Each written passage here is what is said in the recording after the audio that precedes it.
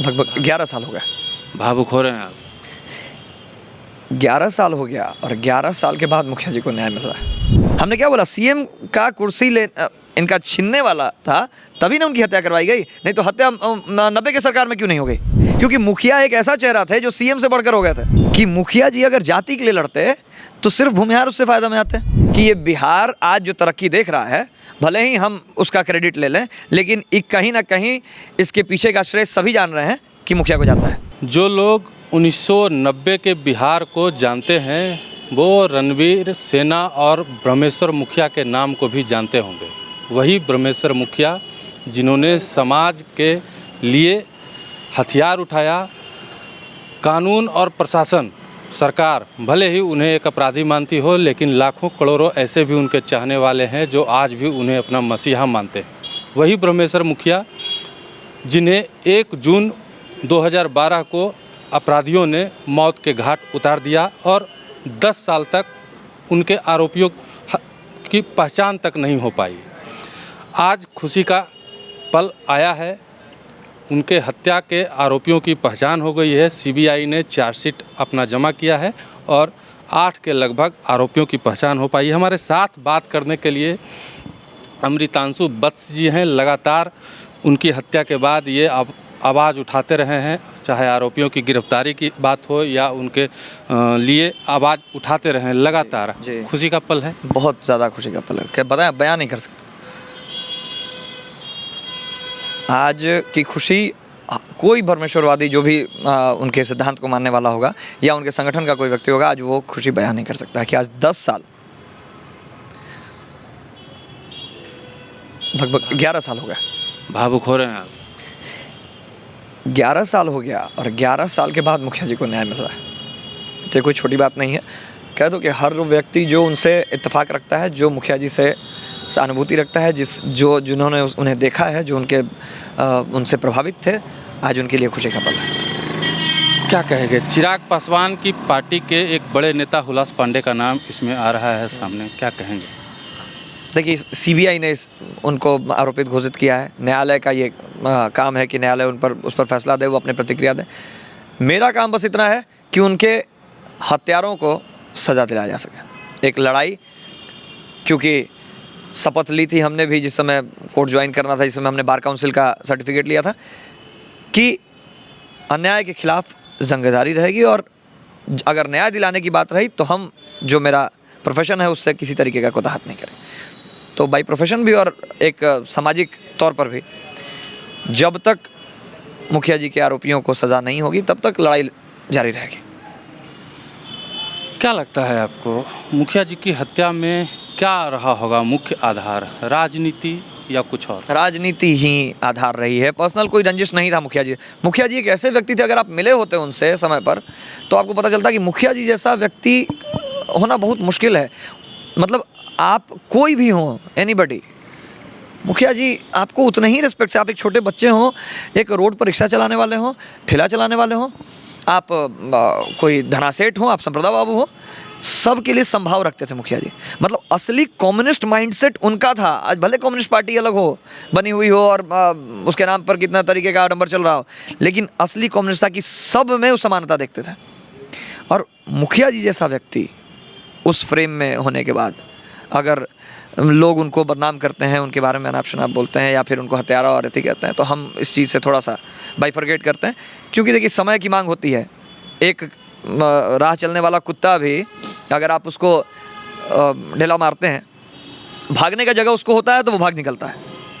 लेकिन अगर उसी कुत्ते को आप रूम में बंद करके मार रहे होते हैं और उसको भागने का सारा दरवाजा आप बंद कर देते हैं, तो वो रिटेलिएट करता है। क्योंकि उसको लगता है कि हम जब तक रिटेलिएट नहीं करेंगे हमको नहीं छोड़ेगा। यही प्रतिक्रिया उस समय भी हुई थी मुखिया जी के समय में, और उन्होंने जो किया एकदम सही था। तो मुखिया जी का वो समय और जो उनको देखा है, वो मुखिया जी से के इन बातों से इतना प्रभावित है कि उनके लिए हर कुछ निछावर करने के लिए तैयार। कुछ लोग तो कहते हैं कि मुखिया जी सिर्फ अपने समाज के लिए लड़े, अपनी जाति के लिए लड़े, उन्होंने समाज को कुछ नहीं दिया। हम फिर वही आपको इसके पहले बताए कि मुखिया जी अगर जाति के लिए लड़ते तो सिर्फ भूमिहार उससे फ़ायदा में आते। अगर भूमिहार देखते तो मुखिया जी ने तो बिहार को बदल कर रख दिया। आज पूरा बिहार जो एक डेवलपमेंट देख रहा है वो मुखिया जी की वजह से देख रहा है ना। सिर्फ क्या रोड बनने से सिर्फ भूमिहार उस रोड पर चल रहे हैं? क्या स्कूल्स खुलने से सिर्फ भूमिहार उस स्कूल में पढ़ रहे हैं? क्या नक्सलिज्म खत्म होने से सिर्फ भूमिहारों को फायदा है? बाकी लोग बहुत स्वतंत्रता से जी रहे थे। आज जो 5 बजे के बाद आप इत्मीनान से निकल जा रहे हैं, और एक समय होगा 2001 तक का कि 5 बजते ही लोग अपने अपने घर बंद हो जाया करते थे और इसी आशा में रहते थे कि सुबह का किरण देखेंगे कि नहीं देखेंगे। दिन रात पूजा चलते रहता था। तो वो समय और आज के समय में फ़र्क आपको दिखाई दे रहा है। याद कीजिए 1970 से 2001 तक का समय और 2001 से 2023 है, इस समय दोनों में आपको अंतर समझ में आता है? तो वो अंतर मुखिया जी का दिया हुआ है। तो क्या सिर्फ उनका जाति लाभान्वित हुआ उससे, या पूरा बिहार उससे लाभान्वित हुआ? तो कैसे वो बात करता है? कौन ये कहता है ये बात? वो वही कहता है जो या तो उस समय में मौजूद नहीं था और नहीं तो सारा चीज़ देखते हुए जिसको राजनीति करना है। बस मुखिया जी बने, रणवीर सेना बनाया जी। या फिर उनकी हत्या हुई, जी, किनको जिम्मेदार मानते हैं आप सबसे ज़्यादा? समाज को। समाज ही सबसे बड़ा जिम्मेदार है। मुखिया जी का जीते जी रहते हुए उनका कोई कदर नहीं था, नहीं किया। लोगों ने उनको अपने गांव में आने से प्रतिबंधित कर दिया था। जब वो लड़ाई लड़ रहे थे तो कई गांवों ने उन पर प्रतिबंध लगा दिया था कि हमारे गांव में मत आइए, और वही गांव फेस किए। उन्हीं गांव में को फेस करना पड़ा नक्सलाइट्स का सारा जो प्रचंड रूप से उनका जो अत्याचार था, वही लोग सहे। और उसके बाद वही लोग जाके मुखिया जी से मिले। तो मतलब कि आपके लिए जो व्यक्ति लड़ रहा था उसके लिए आपको तब तक सहानुभूति नहीं हुआ, उसके लिए तब तक आपको कदर नहीं आया जब तक खुद आप फेस करना उसको शुरू नहीं किए। तब आप दौड़ कर पहुँचे यारा उनको बुलाने के लिए कि हमको मगध में भी चाहिए संगठन आपका। तो मुखिया जी और ये लोग और मुखिया जी जैसे लोगों ने जो शहादत दी है वो आपके हमारे सब के लिए दी थी ना। और लोग कह रहे हैं कि मुखिया जी ने सिर्फ अपने समाज को सब कुछ दिया। मुखिया जी जैसा व्यक्ति बन जाना, मुखिया जी जैसा त्यागी बन जाना समाज के लिए एक प्रेरणा स्रोत है कि जो उनका जीवनी पढ़ लेगा, जो उनके बारे में पढ़ लेगा, जो उनका सिद्धांत पढ़ लेगा, वो मुखिया के अलावा कोई थ्योरी ही नहीं रखेगा। राजनीति को जिम्मेदार नहीं मानते? राजनीति ही तो जिम्मेदार है, क्योंकि मुखिया एक ऐसा चेहरा थे जो सीएम से बढ़कर हो गए थे। जब मुखिया जी 1990 से लड़ाई लड़ रहे थे और जब 2004 के करीब वो जेल गए और जब 9 साल जेल रहने के बाद वो 2011 में छूट कर आए, तो उस वक्त मुखिया जी ने बक्सर में एक सभा की थी। बक्सर के उस सभा में मुखिया जी को सुनने के लिए अगड़ी जातियों से ज़्यादा पिछड़ी जातियाँ वहाँ पहुँची थी।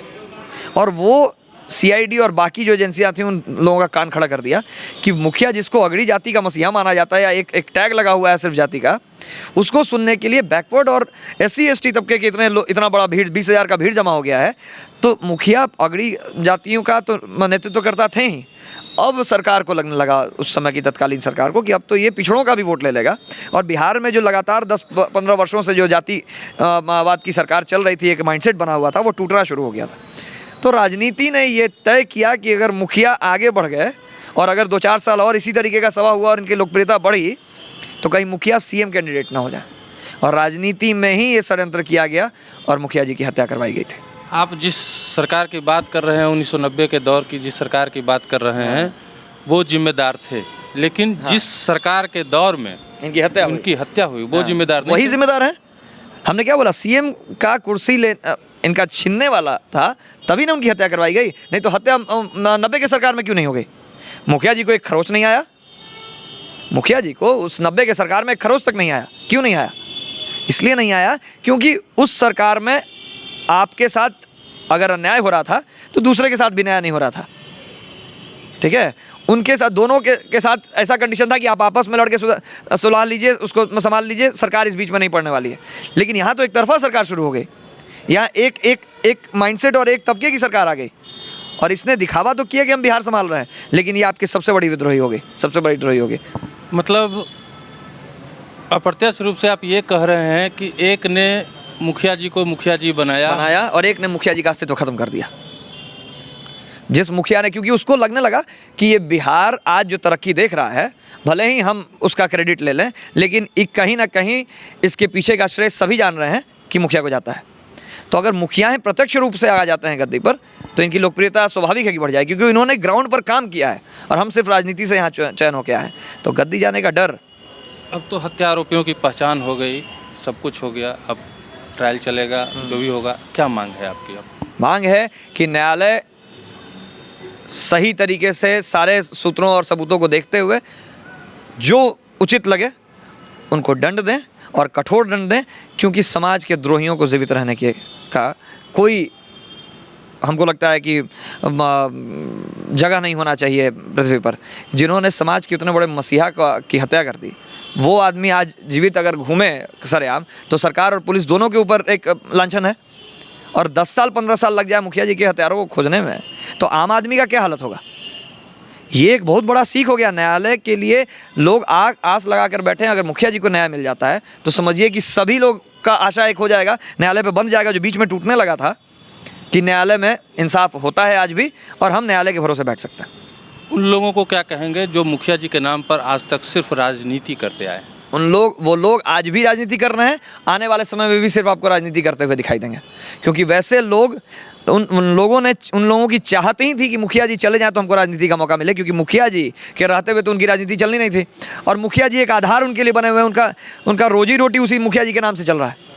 बिना उनका पोस्टर लगाए हुए कहीं भीड़ नहीं जुटना है, बिना उनके नाम पर चंदा नहीं मिलना है। तो इनका चंदा ही चल रहा है मुखिया जी के नाम पर जिसका, तो वो लोग क्या मुखिया जी के लिए लड़ेगा? वो तो चाहता ही है कि और जितना साल लगे ताकि उनके नाम पे हम चंदा वसूलते जाए। अरे हम और आप जो नहीं, जिनको इससे मतलब है, वो ना आप लड़िएगा कि आज के आज फैसला हो जी। तो हम भी चाह रहे हैं कि कई लोगों का अब रोजी रोटी अब बंद हो, पेट पर लात पड़े, और लोग जितने भरमा रहे हैं इतने समाज को, उन लोगों का सारा समाज भी इन लोगों से दूर हो और अपना असली और नकली में फ़र्क समझे।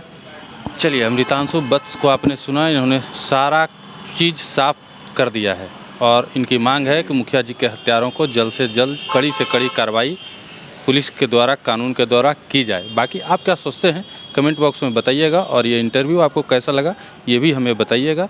देखते रहिए मगही न्यूज़। धन्यवाद।